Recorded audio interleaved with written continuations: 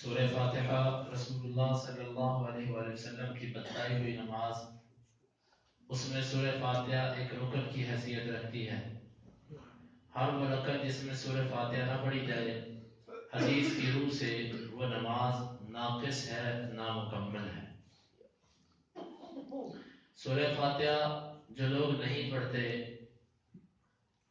ان کی ایک دلیل یہ حدیث وہ بناتے ہیں کہ یہ حدیث ہماری دلیل ہے، صحیح مسلم کی روایت ہے۔ نبی صلی اللہ علیہ وآلہ وسلم نے فرمایا کہ انما جعل الامام لیؤتم به فاذا کبر فکبروا واذا رکع فارکعوا واذا قال غیر المغضوب علیہم ولا الضالین فقولوا آمین واذا قرأ فانصتوا۔ آخری لفظ ہے کہ جب وہ پڑھے تو تم انصات کرو۔ وہ کہتے ہیں دیکھو یہاں پر آیا ہے کہ جب وہ پڑھے تو تم خاموشی اختیار کرو، تم انصات کرو۔ تو جب انصات کا حکم ہے تو معلوم ہوا کہ مقتدی قرات نہیں کرے گا، جبکہ آپ نے 2 درسوں کے اندر یہ بات اچھی طرح سمجھ لی کہ انصات کا مطلب ہوتا ہے کہ آواز نہ نکلے۔ یہ مطلب نہیں ہوتا کہ پڑھا بھی نہ جائے، یہ مطلب نہیں ہوتا کہ پڑھا بھی نہ جائے۔ اگر یہ معنی مراد لے لیا جائے تو پھر جب امام قرات کر رہا ہو، باہر سے کوئی آدمی آئے، وہ نماز میں کیسے داخل ہوگا؟ اللہ اکبر کہہ کے داخل ہوگا۔ جب وہ اللہ اکبر کہے گا تو اس حدیث کی تو مخالفت ہو گئی، کیونکہ انصات کا معنی آپ نے یہ کیا کہ کچھ نہ پڑھے۔ تو جب کوئی باہر سے بندہ آئے، امام قرات کر رہا ہو، وہ اللہ اکبر کہہ کے داخل ہوگا نماز میں کہ ویسے ہی چپ کر کے ہاتھ باندھ لے گا؟ ظاہر اللہ اکبر کے بغیر وہ نماز میں داخل نہیں ہو سکتا۔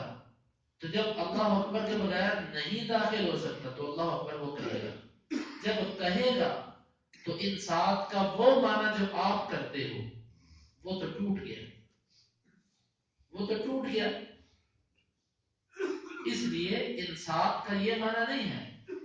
انصات کا نماز کے اندر انصات کا معنی یہ ہے کہ آپ کی آواز نہ آئے۔ باقی انصات کے اندر، سکوت کے اندر، اسکات کے اندر قرات ہو سکتی ہے، جس طرح کے بخاری کی روایت آپ نے سنی ابو ہریرہ رضی اللہ عنہ کی۔ اور ایک اور روایت، نبی صلی اللہ علیہ وسلم نے فرمایا جمعے کے دن جو بندہ مسجد میں آئے، آ کر جہاں پر اس کو جگہ ملی وہ بیٹھ گیا، لوگوں کی گردنیں پھلانگ کر آگے نہیں آیا۔ لفظ یہ ہے کہ وہ مسجد میں آیا، اس نے نماز پڑھی، 2 رکعتیں پڑھی یا جتنی اس کے لیے مقدر تھی اس نے پڑھی۔ اس کے بعد خاموشی سے اس نے امام کا خطبہ سنا، اس کے بعد امام کے ساتھ اس نے نماز پڑھی، سلام پھیرا۔ آپ نے فرمایا کہ اگر وہ خاموش رہا اس ساری مجلس کے دوران فقط انصت، اس نے انصات کیا، اس نے انصات کیا۔ اب سوال یہ ہے کہ جب اس نے اپنی 2 رکعتیں پڑھی، اس میں اس نے قرات کی کہ نہیں؟ رکوع کی تسبیحات پڑھی کہ نہ پڑھی؟ سجدے کی تسبیحات پڑھی کہ نہیں؟ تشہد پڑھا کہ نہ پڑھا؟ امام کے پیچھے بھی رکوع کی تسبیحات، سجدے کی تسبیحات، سب کچھ اس نے کیا، تو کیا اس کا انصات ٹوٹ گیا؟ نہیں ٹوٹا۔ انصات تب ٹوٹتا ہے جب آواز سے پڑھا ہے، اور یہی معنی ہے اس حدیث کا کہ جب اللہ کے نبی نے فرمایا تھا شاید کہ تم میرے پیچھے پڑھتے ہو، انہوں نے کہا جی ہاں۔ اور دوسری روایت میں لفظ ہے فَثَقُلَتْ عَلَيْهِ الْقِرَاءَۃُ، ایک آدمی کے پیچھے پڑھنے کی وجہ سے اللہ کے نبی کی قرات بوجھل ہو گئی۔ قرات مشکل کب ہوتی ہے امام کو؟ جب کوئی بلند آواز سے پڑھے۔ اگر سب آہستہ آواز سے پڑھے کوئی مشکل نہیں۔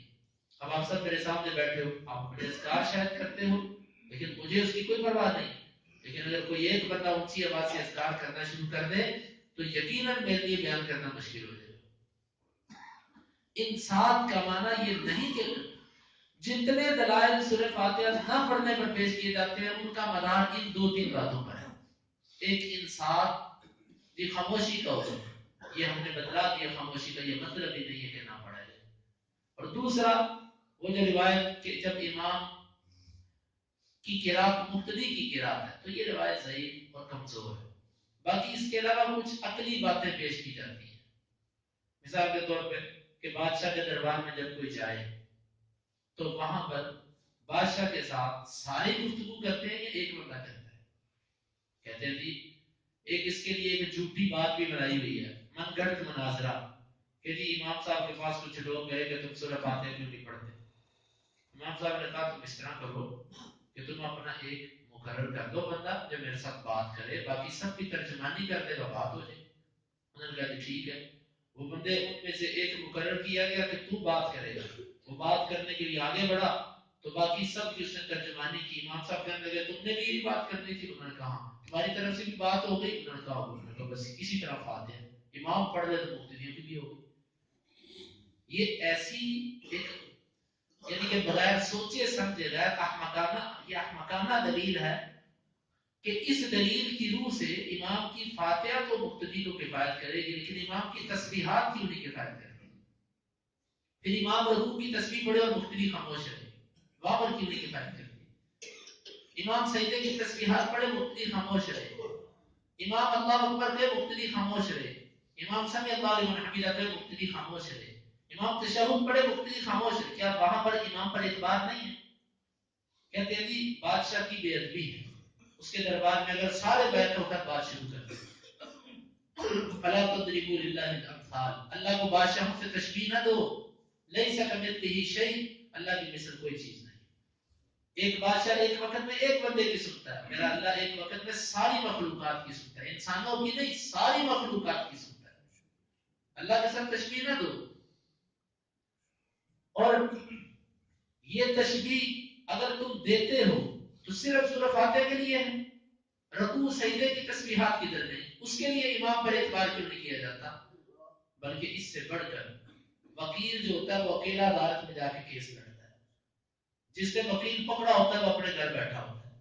تو پھر چاہیے تو یہ کہ تم صرف امام سے کو تو نماز پڑھا، ہماری طرف سے ہمیں ضرورت نہیں آنے کی وجہ سے۔ یہ باتیں یہ کمزور باتیں ہیں۔ حدیث کے مقابلے میں ایسی عقل پیش کرنا، حدیث کے مقابلے میں ایسے قیاسات پیش کرنا، یہ کہ مسلمان کا کام نہیں۔ اب ان دلائل کی روشنی میں جو چند میں نے آپ کے سامنے پیش کیا، مسئلہ بالکل واضح ہو چکا ہے۔ اب میں تھوڑی سی مزید ایک غلط فہمی دور کر دوں۔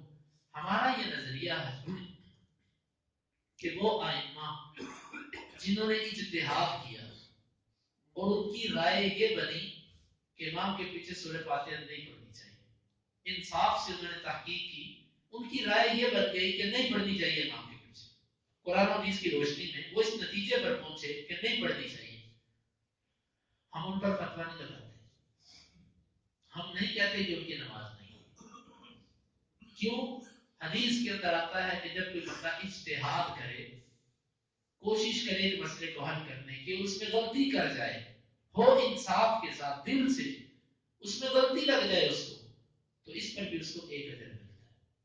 وہ تمام ائمہ، علماء، فقہا، ہم ان کا احترام کرتے ہیں، ہم یہ نہیں کہتے ان کی نمازیں نہیں ہوئی، انہوں نے جو عدل و انصاف سے تحقیق کی، اس میں جو ان کو غلطی لگی، اس میں وہ اللہ کے ہاں معجور ہیں، ان کی نمازیں ہوئی ہیں۔ مسئلہ اس شخص کا ہے کہ جو کسی کی تقلید کی وجہ سے ایک عمل نہیں کرتا، وہ کہتا ہے کہ فلاں امام نہیں کرتا تھا لہذا میں نہیں کروں گا، یہ بندہ مجرم ہے۔ کیوں تقلید؟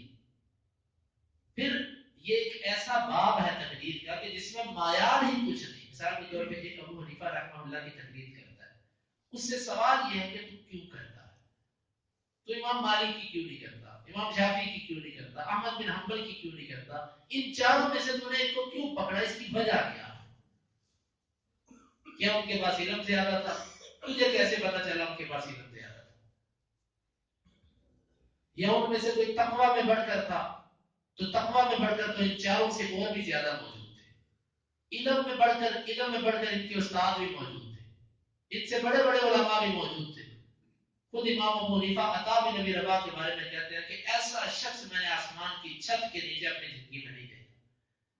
یہی دلیل ہے کہ امام ابو حنیفہ تابعی نہیں تھے، تبع تابعی تھے۔ آپ نے کسی سے ابھی کو نہیں دیکھا ہو۔ کیوں؟ ان سے جب پوچھا گیا تو انہوں نے کہا اس زمین کی چھت کے نیچے سب سے بہترین انسان جو میں نے دیکھا وہ عطا بن ابی رباح، اور عطا بن ابی رباح تابعی ہے۔ اگر انہوں نے کسی صحابی کو دیکھا ہوتا تو آسمان کی چھت کے نیچے سب سے عظیم آدمی صحابی ہوتا ہے، امت میں سب سے عظیم صحابی ہوتا ہے۔ انہوں نے کہا کہ میں نے عطا بن نبی رباح اپنے استاد سے بڑھ کر کوئی بندہ نہیں دیکھا۔ یہ دلیل ہے کہ امام صاحب خود کہتے ہیں میں تابعی نہیں، لیکن ہمارے کچھ لوگ وہ زبردستی ان کو تابعی بناتے ہیں۔ امام صاحب تبع تابعی تھے، تابعین کو دیکھا، صحابہ کو نہیں دیکھا، کسی ایک صحابی کو نہیں دیکھا۔ اب دیکھیے اس مسئلے کو کہ ان سے بڑھ کر علماء موجود ہیں، تقوی میں ان سے بڑھ کر سفیان ثوری جیسے انسان موجود ہے۔ سفیان ثوری کا تقوی کون نہیں مانتا؟ تقوی میں بڑھ کر علماء موجود ہیں، علم میں بڑھ کر علماء موجود ہیں۔ آخر آپ نے کیوں ایک امام کو کہا کہ اس کی تقلید میرے اوپر لازم ہے، اور باقی تین اماموں کی محنتوں کوششوں کو آپ نے کیوں رائے کا قرار دے دیا؟ ہم یہ کہتے ہیں کہ چاروں اماموں سے، چار نہیں جتنے امام ہیں، 4000 امام ہیں، اس سے بھی زیادہ ہوں گے، ان سب کے سب ائمہ کی جو کوششیں ہیں اس کو پڑھو، ان کی اچھی بات کو لو، اور جو ان کی انسان ہونے کے ناطے غلطیاں ہوئی ہیں اس کو چھوڑ دو۔ تقلید کا یہ مطلب ہوتا ہے کہ اس کی ہر سیاہ اور سفید کو میں مانوں گا، اس سے جو غلطی ہوئی میں وہ بھی کروں گا، اور اس نے جو درست کی میں وہ بھی کروں گا۔ یہ مطلب ہوتا ہے تقلید کا، کہ ہر بات بس اس کی میں مانوں گا۔ ہم کہتے ہیں جن اماموں نے اجتہاد کیا، اجتہاد کر کے وہ اس نتیجے پر پہنچے کہ فاتحہ نہیں پڑھنی چاہیے، ہم قطعاً ان پر یہ فتویٰ نہیں لگاتے کہ ان کی نماز نہیں۔ یہ میرا موقف نہیں ہے، یہ ائمہ محدثین سے یہ موقف چل رہا ہے۔ اجتہادی خطا جس کی ہو گئی اس پر فتوی بازی نہیں ہے، فتویٰ اس پر ہے کہ جس نے تعصب کی بنا پر احادیث سنی، دلائل سنے، اور یہ کہا کہ جی اس سے زیادہ تو میرا امام سمجھتا تھا۔ بھائی اگر تو امام کے ایک امام کے فہم کو لیتا تو دوسرے امام کے فہم کو کیوں نہیں لیتا؟ آپ کہتے ہیں امام ابو حنیفہ کو بڑا فہم اللہ نے دیا تھا، تو ان سے زیادہ فہم تو امام مالک کے پاس بھی تھا نا۔ خود ان کے شاگرد کہتے ہیں کہ امام مالک زیادہ سمجھ رکھتے تھے قرآن حدیث۔ حدیث کے سب سے بڑے امام چاروں میں سے احمد بن حنبل ہیں، فقہ کے سب سے بڑے امام ان چاروں میں سے امام شافعی ہیں، قرآن اور حدیث کے معانی کو سب سے زیادہ سمجھنے والے امام مالک ہیں۔ یہ میں اپنی طرف سے نہیں کہہ رہا، یہ ان لوگوں کے تبصرے ہیں جنہوں نے ان کو ایک زمانے جنہوں نے ان کو دیکھا ہے، اور ان کا زمانہ ایک نہیں ہے۔ بعض جاہل لوگ کہتے ہیں وہ چاروں امام آپس میں ملا کرتے تھے، بیٹھا کرتے تھے، گفتگو ہوتی تھی۔ اندازہ کیجیے اس جہالت کا۔ امام ابو حنیفہ 80 میں پیدا ہوئے، 150 میں فوت ہوئے، کوفے میں رہے، علم کے لیے کہیں نہیں گئے۔ امام مالک رحمۃ اللہ علیہ مدینے میں پیدا ہوئے 90 ہجری کے اندر، بریک کول کے مطابق 93 ہجری میں، اور غالباً 189 میں، 1 کم 80 میں ان کی وفات ہے۔ مدینے کے اندر رہے۔ یہ وہ امام تھے کہ جن کے بارے میں ان کے بارے میں اسحاق بن راہویہ کے بارے میں کہا جاتا ہے کہ وہ جو حدیث آتی ہے اللہ کے نبی نے فرمایا تھا مدینے میں ایک ایسا عالم ہوگا کہ لوگ اس کی طرف اپنی سواریوں کو ہانکیں گے، سب سے بڑا وہ عالم ہوگا۔ اس کے بارے میں کہا جاتا ہے یا وہ امام مالک ہے یا وہ اسحاق بن راہویہ ہیں، ان دو میں سے ایک کی طرف اشارہ کیا جاتا ہے۔ امام مالک ہے، حدیث فقہ کے فہم کے امام، سب سے بڑے امام مالک ہے۔ اور امام شافعی رحمہ اللہ 150 میں پیدا ہو رہے ہیں، ان کی پیدائش 150 میں۔ فقہ کے جو فقہ اللہ تعالیٰ نے شافعی رحمہ اللہ کو دی تھی اور جو فہم اس کا تھا، وہ ان چاروں کی کتابیں پڑھ لیں آپ، جو امام شافعی رحمہ اللہ کو اللہ نے ذہانت اور دانش مندی عطا فرمائی تھی، وہ ان چاروں میں سے کسی کا حصہ نہیں ہے۔ اور حدیث کے مسئلے میں امام احمد بن حنبل 167 ہجری میں پیدا ہوئے۔ جو احادیث احمد بن حنبل رحمہ اللہ نے جمع کی، جو حدیث پر عمل کا جذبہ اور جو علم حدیث کا، امام شافعی کے شاگرد تھے احمد بن حنبل۔ ہاں یہ تین امام آپس میں استاد شاگرد تھے۔ امام شافعی شاگرد تھے امام مالک کے، اور امام احمد بن حنبل شاگرد تھے امام شافعی کے۔ گویا کہ یہ لڑی ہے، امام احمد بن حنبل شاگرد، ان کے استاد امام شافعی، امام شافعی کے استاد امام مالک، ان تین اماموں کی نسبت ہے استادی شاگردی، لیکن ابو حنیفہ اس میں نہیں ہے۔ تو یہ علم کے اعتبار سے اگر دیکھا جائے تو دوسرے ائمہ زیادہ ہیں۔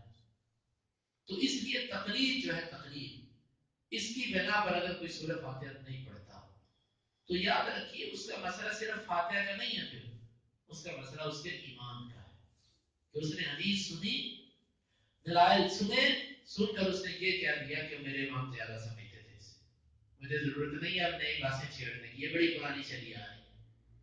آپ خود اندازہ لگائیے، آپ کسی ایسے شخص کو گفتگو دعوت دیتے ہیں کہ جو صحابہ کو برا بھلا کہتا ہے، آپ اس کو دلائل کے اعتبار سے خاموش کروا دیتے ہیں۔